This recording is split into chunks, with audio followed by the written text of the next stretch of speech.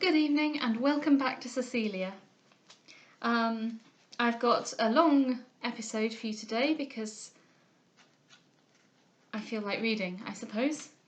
And it's full of drama. Yes, lots of drama at Delville Castle. So I'm just gonna have fun communicating that to you guys. And I hope you enjoy listening. Please, as ever, you can find me on Twitter or Facebook and let me know if you're still listening. I know those of you who do let me know, but if you're someone else and I don't know that you're listening, it'd be really nice to know that you are. Chapter 4, A Rattle. At this time, the house was much enlivened by a visit from Lady Honoria Pemberton, who came to spend a month with Mrs Delville. Cecilia had now but little leisure, for Lady Honoria would hardly rest a moment away from her. She insisted upon walking with her, sitting with her, working with her, and singing with her. Whatever she did, she chose to do also. Wherever she went, she was bent upon accompanying her. And Mrs Delville, who wished her well, though she had no patience with her foibles, encouraged this intimacy from the hope it might do her service. It was not, however, that Lady Honoria had conceived any regard for Cecilia. On the contrary, had she been told she should see her no more, she would have heard it with the same composure as if she had been told she should meet with her daily. She had no motive for pursuing her, but that she had nothing else to do, and no fondness for her society but what resulted from aversion to solitude. Lady Honoria had received a fashionable education, in which her proficiency had been equal to what fashion made requisite. She sung a little, played the harpsichord a little, painted a little, worked a little, and danced a great deal. She had quick parts and high spirits, though her mind was uncultivated, and she was totally void of judgment or discretion. She was careless of giving offence, and indifferent to all that was thought of her. The delight of her life was to create wonder by her rattle, and whether that wonder was to her advantage or discredit, she did not for a moment trouble herself to consider. A character of so much levity with so little heart had no great chance of raising esteem or regard in Cecilia, who at almost any other period of her life would have been wearied by her importunate attendance. But at present the unsettled state of her own mind made her glad to give it any employment, and the sprightliness of Lady Honoria served therefore to amuse her. Yet she could not forbear being hurt by finding that the behaviour of Delville was so exactly the same to them both, that any common observer would with difficulty have pronounced which he preferred. One morning, about a week after her ladyship's arrival at the castle, she came running into Cecilia's room, saying she had very good news for her. "A charming opening," cried Cecilia. "Pray tell it me." "Why, my Lord Derford is coming." "Oh, what a melancholy dearth of incident!" cried Cecilia, "if this is your best intelligence." "Why, it's better than nothing, better than going to sleep over a family party, and I vow I have sometimes such difficulty to keep awake that I am frightened to death lest I should be taken with a sudden nap, and affront them all. Now, pray speak the truth without squeamishness. Don't you find it very terrible?"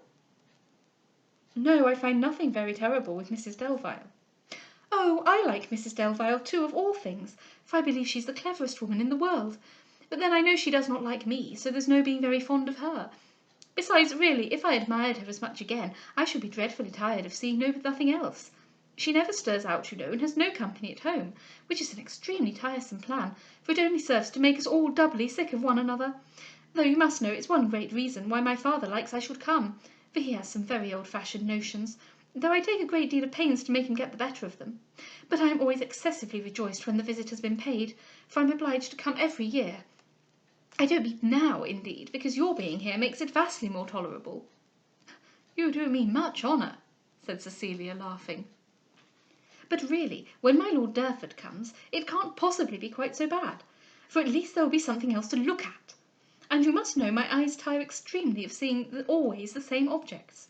And we can ask him, too, for a little news, and that will put Mrs Delville in a passion, which will help us to give us a little spirit, though I know we shall not get the smallest intelligence for him, for he knows nothing in the world that's going forward.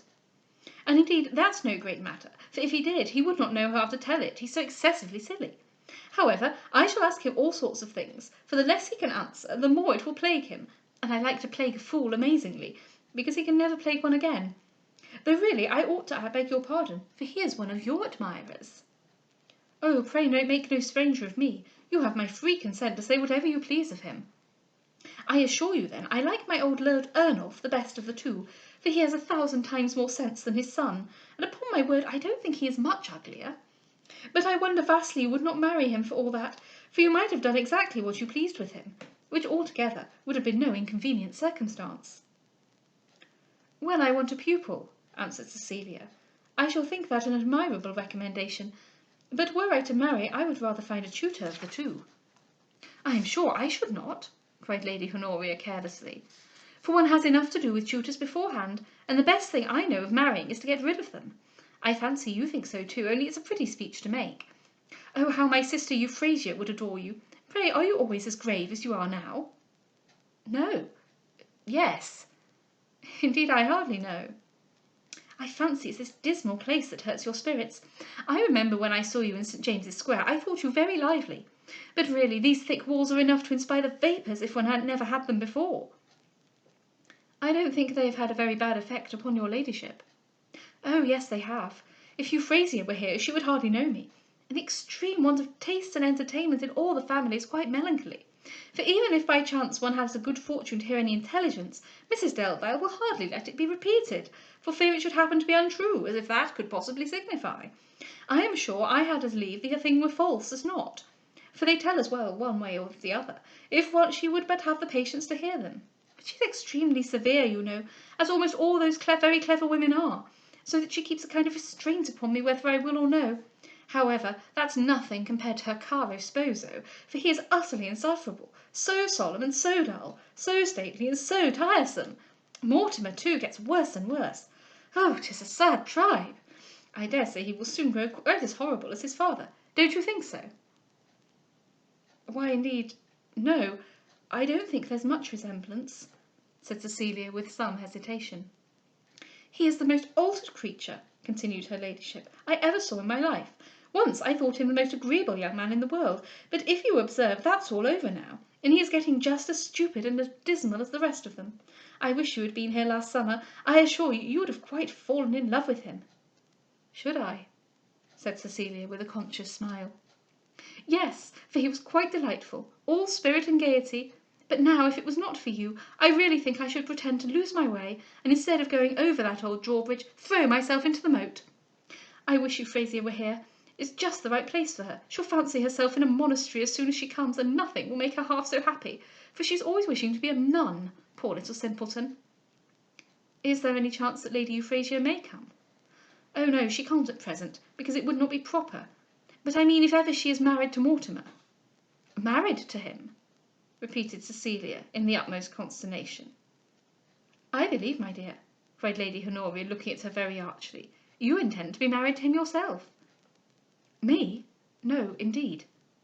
"You look very guilty, though," cried she, laughing, "and indeed when you came hither everybody said that the whole affair was arranged."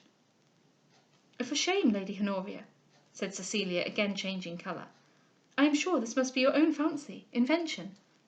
"No, I assure you, I heard it at several places, and everybody said how charmingly your fortune would build up all those old fortifications. But some people said they knew Mr Harrel had sold you to Mr Marriott, and that if you married Mortimer there would be a lawsuit that would take away half your estate. And others said you had promised your hand to Sir Robert Floyer, and repented when you heard of his mortgages, and he gave it out everywhere that he would fight any man that pretended to you. And then again some said that you were all the time privately married to Mr Arnott, but did not dare own it because he was so afraid of fighting with Sir Robert." "Oh, Lady Honoria!" cried Cecilia, half laughing, "what wild inventions are these? And all, I hope, your own." "No, indeed, they were current all over the whole town. But don't take any notice of what I told you about Euphrasia, for perhaps it may never happen." "Perhaps," said Cecilia, reviving by believing it all fiction. "It has never been in agitation." "Oh yes, it is negotiating this very moment, I believe, among the higher powers. Only Mr Delvile does not yet know whether Euphrasia has fortune enough for what he wants." "Ah," thought Cecilia, "how do I rejoice that my independent situation exempts me from being disposed of for life, by thus being set up to sale." "They thought of me once for Mortimer," continued Lady Honoria, But I'm vastly glad that's over, for I never should have survived being shut up in this place. It's much fitter for Euphrasia. To tell you the truth, I believe they could not make out money enough. But Euphrasia has a fortune of her own, besides what we shall have together, for grandmamma left her everything that was in her own power. Is Lady Euphrasia your elder sister? Oh no, poor little thing, she's 2 years younger. Grandmamma brought her up, and she has seen nothing at all of the world, for she has never been presented yet, so she has not come out, you know. But she's to come out next year. However, once she saw Mortimer, she did not like him at all. Not like him? Cried Cecilia, greatly surprised. No, she thought him too gay. Oh dear, I wish you could see him now. I am sure I hope she would find him sad enough. She is the most formal little grave thing you ever beheld. She'll preach to you sometimes for half an hour together. Grandmamma taught her nothing in the world but to say her prayers, so that almost every other word you say she thinks is quite wicked. The conversation was now interrupted by their separating to dress for dinner. It left Cecilia in much perplexity. She knew not what wholly to credit, or wholly to disbelieve, but her chief concern arose from the unfortunate change of countenance which Lady Honoria had been so quick in observing. The next time she was alone with Mrs Delville. "Miss Beverley," she said, "has your little rattling tormentor acquainted you who is coming?" "Lord Derford, do you mean, ma'am?" "Yes, with his father. Shall you dislike to see them?" "Not if, as I hope, they come merely to wait upon you and Mr Delville."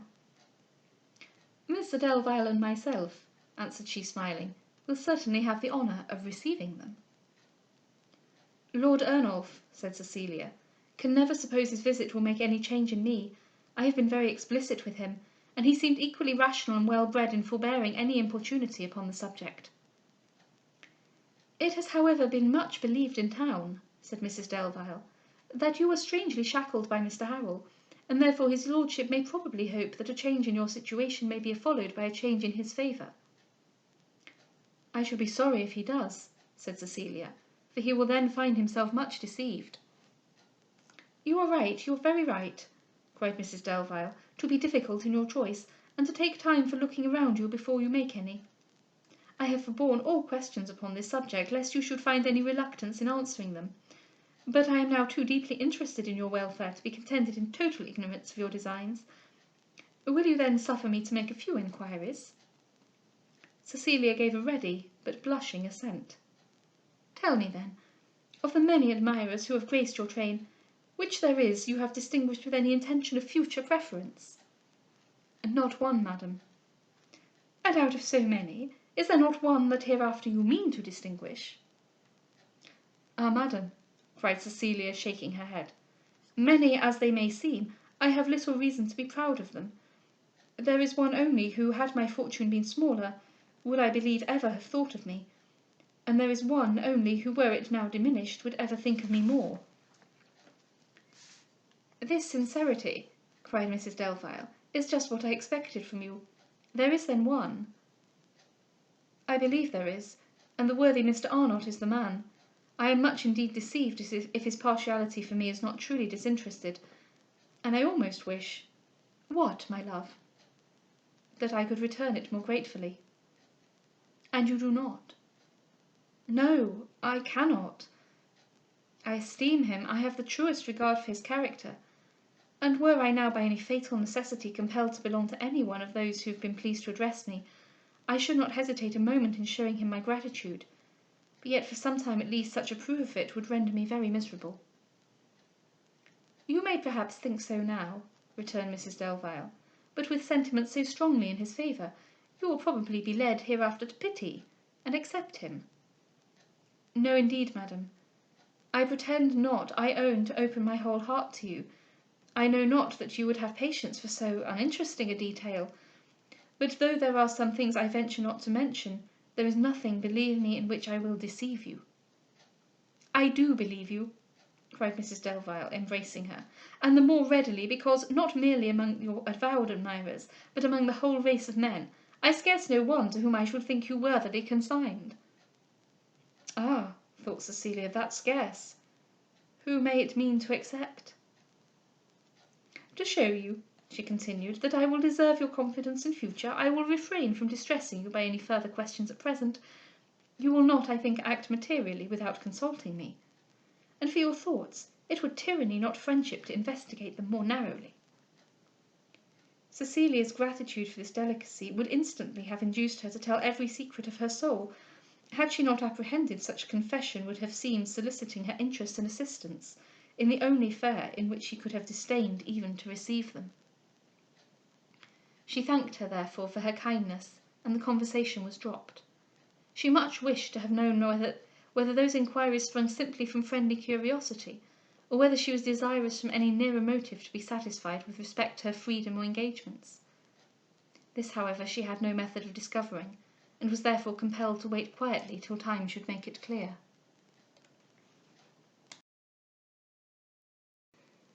Well, I have to say I am perhaps a little too engaged by Cecilia's romantic drama. I really feel for her in her not knowing what in the world Delville is thinking, and her consternation about maybe he's going to marry someone else, maybe he doesn't like me, I don't know. Anyway, I will just keep reading. And lots of drama in this chapter. It all comes to a head. I mean, one of many heads, shall we say. Chapter 5. A Storm. We all know that dramatic things happen in storms. I don't make the rules. One evening about this time, which was the latter end of July, Lady Honoria and Cecilia deferred walking out till very late, and then found it so pleasant that they had strolled into the park 2 miles from the house, when they were met by young Delville, who, however, only reminded them how far they had to return, and walked on. "He grows quite intolerable," cried Lady Honoria when he was gone. "It's really a melancholy thing to see a young man behave so like an old monk. I dare say in another week he won't take off his hat to us, and in about a fortnight I suppose he'll shut himself up in one of those little round towers and shave his head and live upon roots and howl if anybody comes near him. I really half wonder he does not think it too dissipated to let Fidel run after him so. 1,000 to 1 but he shoots him some day for giving a sudden bark when he's in one of these gloomy fits. Something, however, must certainly be the matter with him. Perhaps he is in love." "Can nothing be the matter with him but that?" cried Cecilia. "Nay, I don't know. But I am sure if he is, his mistress has not much occasion to be jealous of you or me, for never, I think, were 2 poor damsels so neglected." The utmost art of malice could not have furnished a speech more truly mortifying to Cecilia than this thoughtless and accidental sally of Lady Honoria's. Particularly, however, upon her guard from the raillery she had already endured, she answered with apparent indifference, "He is meditating perhaps upon Lady Euphrasia."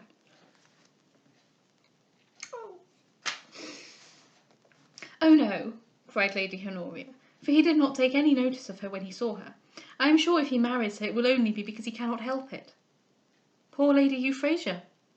"Oh no, not at all. He'll make her 2 or 3 fine speeches, and then she'll be perfectly contented, especially if he looks as dismally at her as he does at us. And that, probably, he will do the more readily for not liking to look at her at all. But she's such a romantic little thing, she'll never suspect him." I just have to stop to say that I really like Lady Honoria. I don't know if I meant to, but I really like her.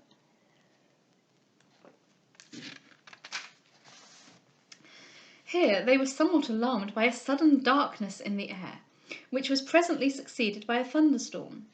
They instantly turned back and began running home, when a violent shower of rain obliged them to take shelter under a large tree, where in 2 minutes they were joined by Delville, who came to offer his assistance in hurrying them home, and finding the thunder and lightning continue, begged them to move on in defiance of the rain, as their present situation exposed them to more danger than a wet hat and cloak, which might be changed in a moment. Cecilia readily assented, but Lady Honoria, extremely frightened, protested she would not stir till the storm was over. It was in vain he represented her mistake in supposing herself in a place of security. She clung to the tree, screamed at every flash of lightning, and all her gay spirits were lost in her apprehensions. Delville then earnestly proposed to Cecilia conducting her home by herself and returning again to Lady Honoria, but she thought it wrong to quit her companion, and hardly right to accept his assistance separately. They waited, therefore, some time altogether, but the storm increasing with great violence, the thunder growing louder, and the lightning becoming stronger, Delvile grew impatient even to anger at Lady Honoria's resistance, and warmly expostulated upon its folly and danger. But the present was no season for lessons in philosophy. Prejudices she had never been taught to surmount made her think herself in a place of safety, and she was now too much terrified to give argument fair play.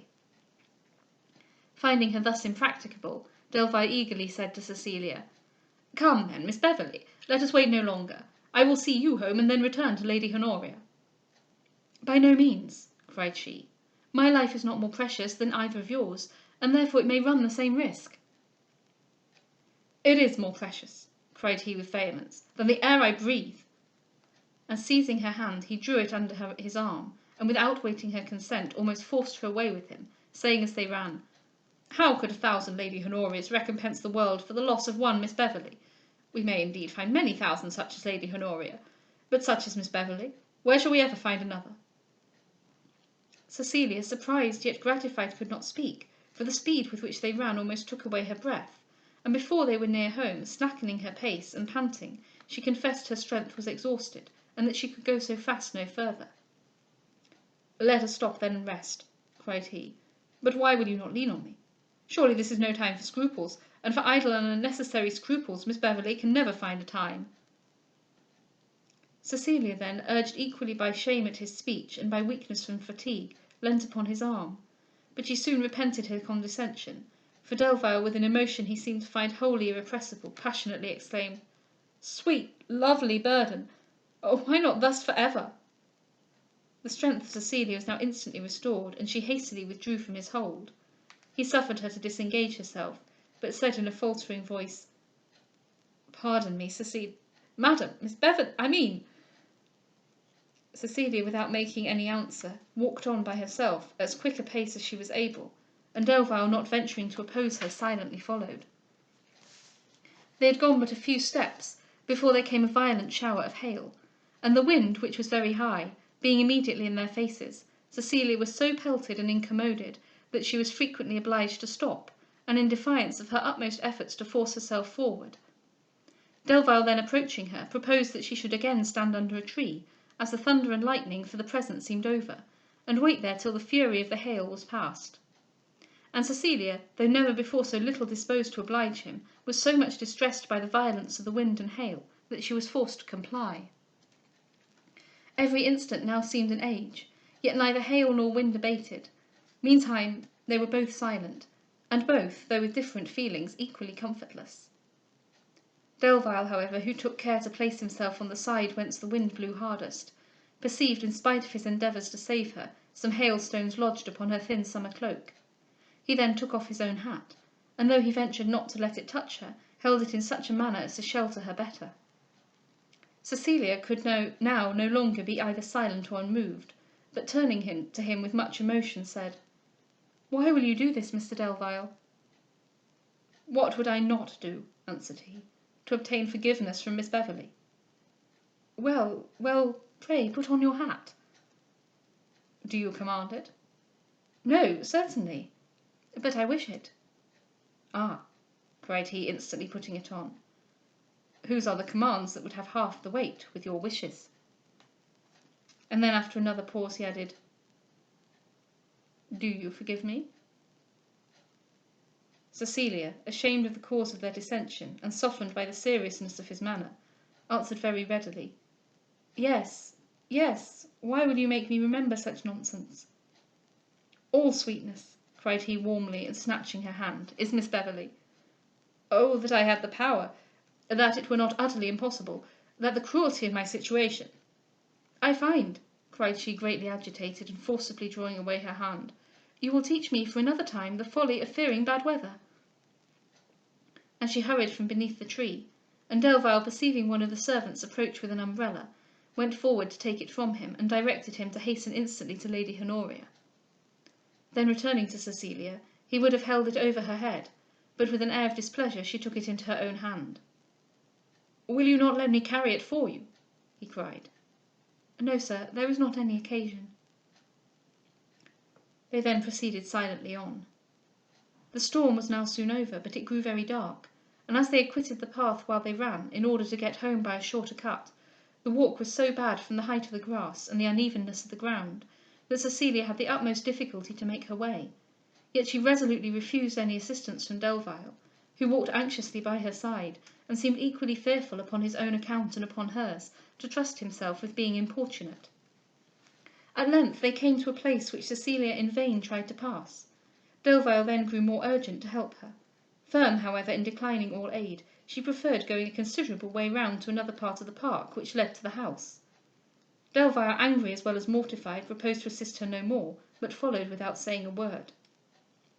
Cecilia, though she felt not at all the resentment she displayed, still thought it necessary to support it, as she was much provoked with the perpetual inconsistency of his behaviour, and deemed it wholly improper to suffer, without discouragement, occasional sallies of tenderness from one who in his general conduct behaved with the most scrupulous reserve. They now arrived at the castle, but entering by a back way came to a small and narrow passage which obstructed the entrance of the umbrella. Delvile once more, and almost involuntarily, offered to help her, but letting down the spring, she coldly said she had no further use for it. He then went forward to open a small gate which led by another long passage into the hall, but hearing the servants advance, he held it for an instant in his hand, while in a tone of voice the most dejected, he said, "I am grieved to find you thus offended, but were it possible you could know half the wretchedness of my heart, the generosity of your own would make you regret this severity." And then, opening the gate, he bowed and went another way. Cecilia was now in the midst of servants, but so much shocked and astonished by the unexpected speech of Delvile, which instantly changed all her anger into sorrow, that she scarce knew what they said to her, nor what she replied, though they all with one voice inquired what was become of Lady Honoria, and which way they should run to seek her. Mrs Delvile then came also, and she was obliged to recollect herself. She immediately proposed her going to bed, and drinking white wine whey to prevent taking cold. Cold indeed she feared not, yet she agreed to the proposal, for she was confounded and dismayed by what had passed, and utterly unable to hold any conversation. Her perplexity and distress were, however, all attributed to fatigue and fright, and Mrs Delvile, having assisted in hurrying her to bed, went to perform the same office for Lady Honoria, who arrived at that time. Left at length to herself, she revolved in her mind the adventure of the evening, and the whole behaviour of Delvile since first she was acquainted with him. That he loved her with tenderness, with fondness loved her, seemed no longer to admit of any doubt, for however distant and cold he appeared when acting with circumspection and design, the moment he was off his guard from surprise, terror, or accident of any sort, the moment that he was betrayed into acting from nature and inclination, he was constantly certain to discover a regard the most animated and flattering. This regard, however, was not more evident than his desire to conceal and to conquer it. He seemed to dread even her sight, and to have imposed upon himself the most rigid forbearance of all conversation or intercourse with her. Whence could this arise? What strange and unfathomable cause could render necessary a conduct so mysterious? He knew not indeed that she herself wished it changed, but he could not be ignorant that his chance with almost any woman would be at least worth trying. Was the obstacle which thus discouraged him the condition imposed by her uncle's will of giving her own name to the man she married? This she herself thought was an unpleasant circumstance, but yet so common for an heiress that it could hardly outweigh the many advantages of such a connection. Had you forgotten about that, dear reader? I bet you had. Henrietta again occurred to her. The letter she had seen in her hands was still unexplained, yet her entire conviction that Henrietta was not loved by him, joined to a certainty that affection alone could ever make him think of her, lessened upon this subject her suspicions every moment. Lady Euphrasia Pemberton at last rested most upon her mind, and she thought it probable some actual treaty was negotiating with the Duke of Derwent. Mrs Delvile she had every reason to believe was her friend, though she was scrupulously delicate in avoiding either raillery or observation upon the subject of her son, whom she rarely mentioned, and never but upon occasions in which Cecilia could have no possible interest. The father, therefore, notwithstanding all Mr Monckton had represented to the contrary, appeared to be the real obstacle. His pride might readily object to her birth, which, though not contemptible, was merely decent, and which, if traced beyond her grandfather, lost all title even to that epithet. If this, however, she cried, is at last his situation, how much have I been to blame in censuring his conduct? For while to me he has appeared capricious, He has, in fact, acted wholly from necessity. If his father insists upon his forming another connection, has he not been honourable, prudent, and just in flying an object that made him think of disobedience, and endeavouring to keep her ignorant of a partiality it is his duty to curb? All, therefore, that remained for her to do or to resolve was to guard her own secret with more assiduous care than ever, and since she found that their union was by himself thought impossible, to keep from his knowledge that the regret was not all his own. We'll pause there, but I just want to look up the star, the asterisk for a note. I don't mention any of the other notes that there are, for when Cecilia thinks it's so common that an heiress should have a clause in her will to say that her husband must take her name, because I don't believe it is at all. Right, page 477. Let's see what they have to say about that. Although rare today, the practice of a man's taking his wife's name in marriage so that she could inherit an estate was not uncommon in the 18th century. One heiress tied by a name clause similar to that restricting Cecilia was Mary Eleanor Bowes, 1749 to 1800, who took as her first husband the 7th Earl of Strathmore, John Lyon, and as her second husband Andrew Robinson Stoney. Both men took the name of Bowes.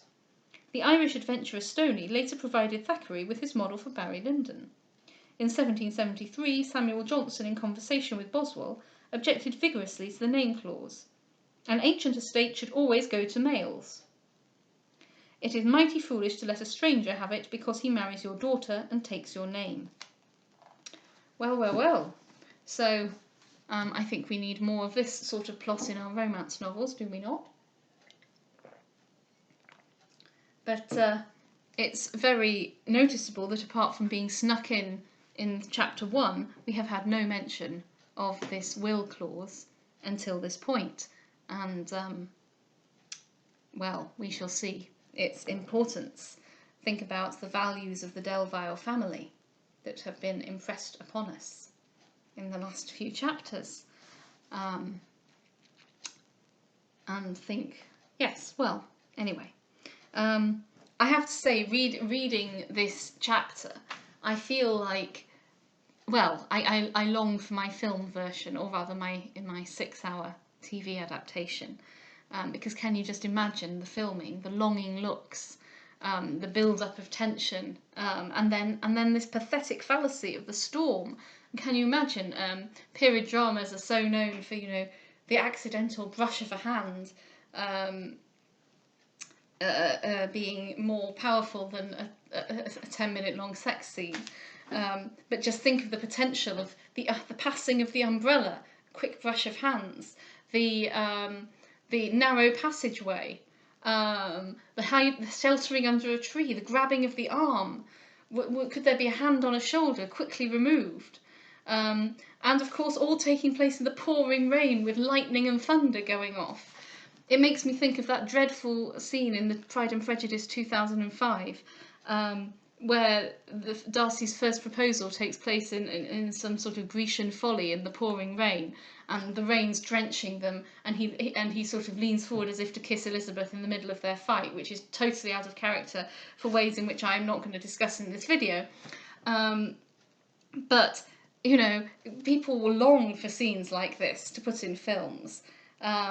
Thinking also of Northanger Abbey in 2007, where Henry and Catherine go riding and then get caught in the storm and come back, and there's a bit of heaving bosoms and longing looks in the passageway when he helps her down from the horse.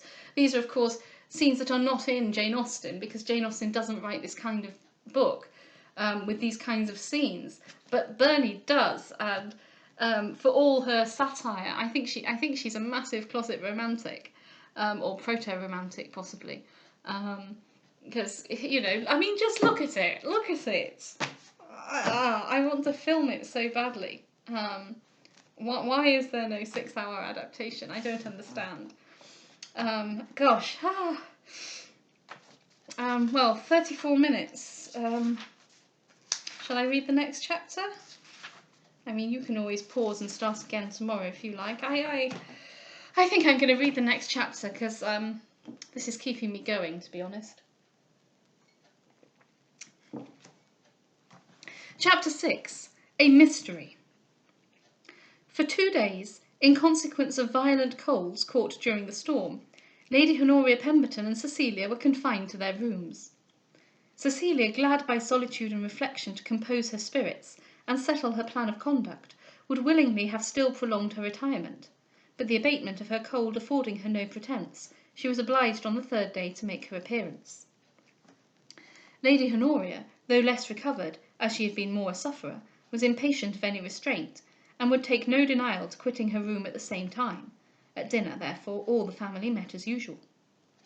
Mr Delvile, with his accustomed solemnity of civility, made various inquiries and congratulations upon their danger and their security, carefully in both, addressing himself first to Lady Honoria, and then with more stateliness in his kindness to Cecilia. His lady, who had frequently visited them both, had nothing new to hear. Delvile did not come in till they were all seated, when, hastily saying he was glad to see both ladies so well again, he instantly employed himself in carving, with the agitation of a man who feared trusting himself to sit idle. Little, however, as he said, Cecilia was much struck by the melancholy tone of his voice, and the moment she raised her eyes, she observed that his countenance was equally sad. "Mortimer," said Mr Delvile, "I am sure you are not well. I cannot imagine why you will not have some advice." "Were I to send for a physician, sir," cried Delvile with affected cheerfulness, "he would find it much more difficult to imagine what advice to give me." "Permit me, however, Mr Mortimer," cried Lady Honoria, "to return you my humble thanks for the honour of your assistance in the thunderstorm. I am afraid you made yourself ill by attending me." "Your ladyship," returned Delvile, colouring very high, yet pretending to laugh, "made so great a coward of me, that I ran away from shame at my own inferiority of courage." "Were you, then, with Lady Honoria during the storm?" cried Mrs Delvile. "No, madam," cried Lady Honoria, very quick, "but he was so good as to leave me during the storm." "Mortimer," said Mr Delvile, "is this possible?" "Oh, Lady Honoria was such a heroine," answered Delvile, "that she wholly disdained receiving any assistance. Her valour was so much more undaunted than mine, that she ventured to brave the lightning under an oak tree." "Now, dear Mrs Delvile," exclaimed Lady Honoria, "think what a simpleton he would have made of me. He wanted to persuade me that in the open air I should be less exposed to danger than under the shelter of a thick tree." "Lady Honoria," replied Mrs Delvile with a sarcastic smile, "the next tale of scandal you oblige me to hear, I will insist for your punishment that you shall read one of Mr Newberry's little books. There are 20 of them that will explain this matter to you, and such reading will at least employ your time as usefully as such tales." "Well, ma'am," said Lady Honoria, "I don't know whether you were laughing at me or not, but really I concluded Mr Mortimer only chose to amuse himself in a tete-a-tete with Miss Beverley." "He was not with Miss Beverley," cried Mrs Delvile with quickness. "She was alone. I saw her myself the moment she came in." "Yes, ma'am, but not then. He was gone," said Cecilia, endeavouring, but not very successfully, to speak with composure. "I had the honour," cried Delvile, making with equal success the same attempt, "to wait upon Miss Beverley to the little gate, but I was just then returning to Lady Honoria when I met her ladyship just coming in." "Very extraordinary, Mortimer," said Mr Delvile, staring, "to attend Lady Honoria the last." "Don't be angry in earnest, sir," cried Lady Honoria gaily, "for I did not mean to turn tell-tale." Here the subject was dropped, greatly to the joy both of Delvile and Cecilia, who mutually exerted themselves in talking upon what next was started, in order to prevent its being recurred to again. That fear, however, over, Delvile said little more. Sadness hung heavily on his mind. He was absent, disturbed, uneasy, yet he endeavoured no longer to avoid Cecilia. On the contrary, when she arose to quit the room, he looked evidently disappointed. The ladies' colds kept them at home all the evening, and Delvile, for the first time since their arrival at the castle, joined them at tea. Nor, when it was over, did he as usual retire. He loitered, pretended to be caught by a new pamphlet, and looked as anxiously eager to speak with Cecilia as he had hitherto appeared to shun her. With new emotion and fresh distress, Cecilia perceived this change. What he might have to say she could not conjecture, but all that foreran his communication convinced her, that it was nothing she could wish, and much as she had desired some explanation of his designs, when the long-expected moment seemed arriving, prognostications the most cruel of the event repressed her impatience and deadened her curiosity. She earnestly lamented her unfortunate residence in his house, where the adoration of every inhabitant, from his father to the lowest servant, had impressed her with the strongest belief of his general worthiness, and greatly, though imperceptibly, increased her regard for him, since she now had not a doubt remaining but that some cruel, some fatal obstacle prohibited their union. To collect fortitude to hear it with composure was now her whole study. But though when alone she thought any discovery preferable to suspense, all her courage failed her when Delvile appeared, and if she could not detain Lady Honoria, she involuntarily followed her. Thus passed 4 or 5 days, during which the health of Delvile seemed to suffer with his mind, and though he refused to acknowledge he was ill, it was evident to everybody that he was far from well. Mr Delvile frequently urged him to consent to have some advice, but he always revived, though with forced and transitory spirits, at the mention of a physician, and the proposal ended in nothing. Mrs Delvile too at length grew alarmed. Her inquiries were more penetrating and pointed, but they were not more successful. Every attack of this sort was followed by immediate gaiety, which, however constrained, served for the time to change the subject. Mrs Delvile, however, was not soon to be deceived. She watched her son incessantly, and seemed to feel an inquietude scarce less than his own. Cecilia's distress was now augmented every moment, and the difficulty to conceal it grew every hour more painful. She felt herself the cause of the dejection of the son, and that thought made her feel guilty in the presence of the mother. The explanation she expected threatened her with new misery, and the courage to endure it she tried in vain to acquire. Her heart was most cruelly oppressed, apprehension and suspense never left it for an instant, rest abandoned her at night, and cheerfulness by day. At this time the 2 lords, Ernolf and Durford, arrived, and Cecilia, who at first had lamented their design, now rejoiced in their presence, since they divided the attention of Mrs Delvile, which she began to fear was not wholly directed to her son, and since they saved her from having the whole force of Lady Honoria's high spirits and gay rattle to herself. Their immediate observations upon the ill looks of Delvile startled both Cecilia and the mother even more than their own fears, which they had hoped were rather the result of apprehension than reason. Cecilia now severely reproached herself with having deferred the conference he was evidently seeking, not doubting but that she had contributed to his indisposition by denying him the relief he might expect from concluding the affair. Melancholy as was this idea, it was yet a motive to overpower her reluctance, and determine her no longer to shun what it seemed necessary to endure. Deep reasoners, however, when they are also nice casuists, frequently resolve with a tardiness which renders their resolutions of no effect.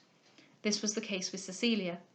The same morning that she came downstairs prepared to meet with firmness the blow which she believed awaited her, Delvile, who since the arrival of the 2 lords had always appeared at the general breakfast, acknowledged in answer to his mother's earnest inquiries that he had a cold and headache, and had he at the same time acknowledged a pleurisy and fever, the alarm instantly spread in the family could not have been greater. Mr Delvile, furiously ringing the bell, ordered a man and horse to go that moment to Dr Lister, the physician to the family, and not to return without him if he was himself alive, and Mrs Delvile, not less distressed, though more quiet, fixed her eyes upon her son with an expression of anxiety that showed her whole happiness was bound in his recovery. Delvile endeavoured to laugh away their fears, assuring them he should be well the next day, and representing in ridiculous terms the perplexity of Dr Lister to contrive some prescription for him. Cecilia's behaviour, guided by prudence and modesty, was steady and composed. She believed his illness and his uneasiness were the same, and she hoped the resolution she had taken would bring relief to them both, while the terrors of Mr and Mrs Delvile seemed so greatly beyond the occasion that her own were rather lessened than increased by them. Dr Lister soon arrived. He was a humane and excellent physician, and a man of sound judgment. Delvile, gaily shaking hands with him, said, "I believe, Dr Lister, you little expected to meet a patient who, were he as skilful, would be as able to do business as yourself." "What, with such a hand as this?" cried the doctor. Come, come, you must not teach me my own profession. When I attend a patient, I come to tell him how he is myself, not to be told." "He is then ill?" cried Mrs Delvile. "Oh, Mortimer, why have you thus deceived us?" What is his disorder? Cried Mr Delvile. Let us call in more help. Who shall we send for doctor? And again he rang the bell. What now? Said Dr Lister coolly. Must a man be dying if he is not in perfect health? We want nobody else. I hope I can prescribe for a cold without demanding a consultation. But are you sure it is merely a cold? Cried Mr Delvile.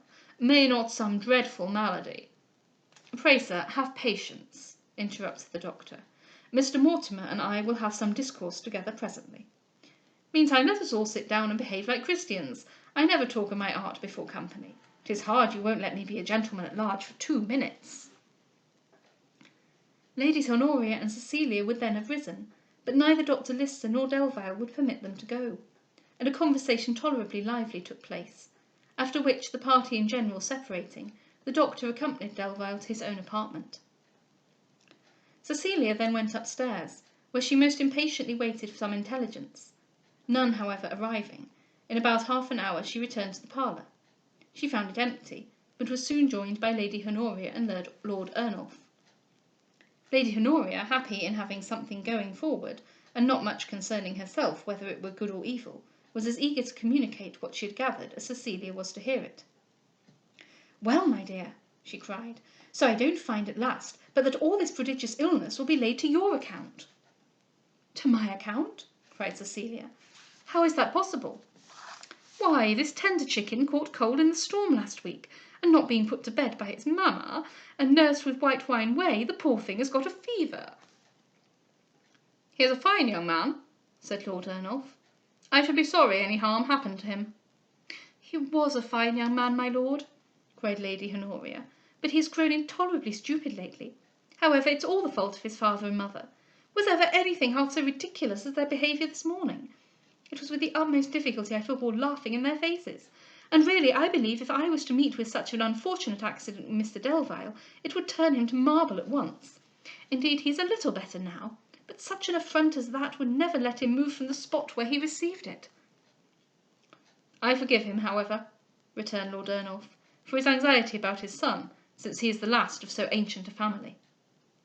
That is his great misfortune, my lord, answered Lady Honoria, because it is the very reason they make such a puppet of him. If there were but a few more little masters to dandle and fondle, I'll answer for it this precious Mortimer would soon be left to himself. And then, really, I believe he would be a good tolerable sort of young man. Don't you think he would, Miss Beverley? Oh, yes, said Cecilia. I think so. Nay, nay, I did not ask you if you thought him tolerable now, so no need to be frightened. Here they were interrupted by the entrance of Dr Lister. Well, sir, cried Lady Honoria, and when am I to go into mourning for my cousin Mortimer? Why, very soon, answered he, unless you take better care of him. He has confessed to me that after being out in the storm last Wednesday, he sat in his wet clothes all the evening. Dear, cried Lady Honoria, and what would that do to him? I have no notion of a man's always wanting a cambric handkerchief about his throat. Perhaps your ladyship had rather make him apply it to his eyes, cried the doctor. However, sitting inactive in wet clothes would destroy a stouter man than Mr Delvile, but he forgot it, he says. Which of you 2 young ladies could not have given him a good reason? You're most obedient, said Lady Honoria, and why should not a lady give as good a reason as a gentleman? I don't know, answered he dryly, but from want of practice, I believe. Oh, worse and worse, cried Lady Honoria. You shall never be my physician. If I was to be attended by you, you'd make me sick instead of well. All the better, answered he, for then I must have the honour of attending you till I made you well again instead of sick.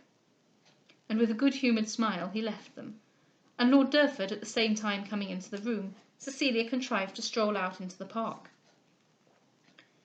The account to which she had been listening redoubled her uneasiness. She was conscious that whatever was the indisposition of Delvile, and whether it was mental or bodily, she was herself its occasion. Through her he had been negligent, she had rendered him forgetful, and in consulting her own fears in preference to his peace, she had avoided an explanation, though he had vigilantly sought one. She knew not, he told her, half the wretchedness of his heart. Alas, thought she, he little conjectures the state of mine. Lady Honoria suffered her not to be long alone.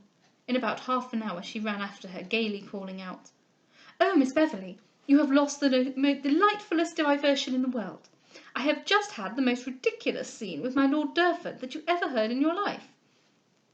I asked him what put it into his head to be in love with you, and he had the simplicity to answer quite seriously, his father."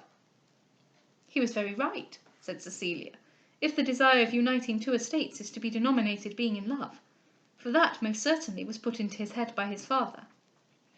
"Oh, but you have not heard half. I told him then that as a friend, in confidence I must acquaint him, I believed you intended to marry Mortimer." "Good heaven, Lady Honoria!" "Oh, you shall hear the reason. Because, as I assured him, it was proper he should immediately call him to account." "Are you mad, Lady Honoria?"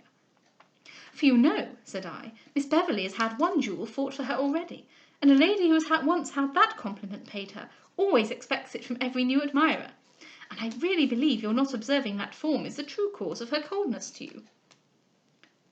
"Is it possible you can have talked so wildly?" "Yes, and what is much better, he believed every word I said." "Much better? No, indeed, it is much worse. And if in fact he is so uncommonly weak, I shall really be but a little indebted to your ladyship for giving him such notions."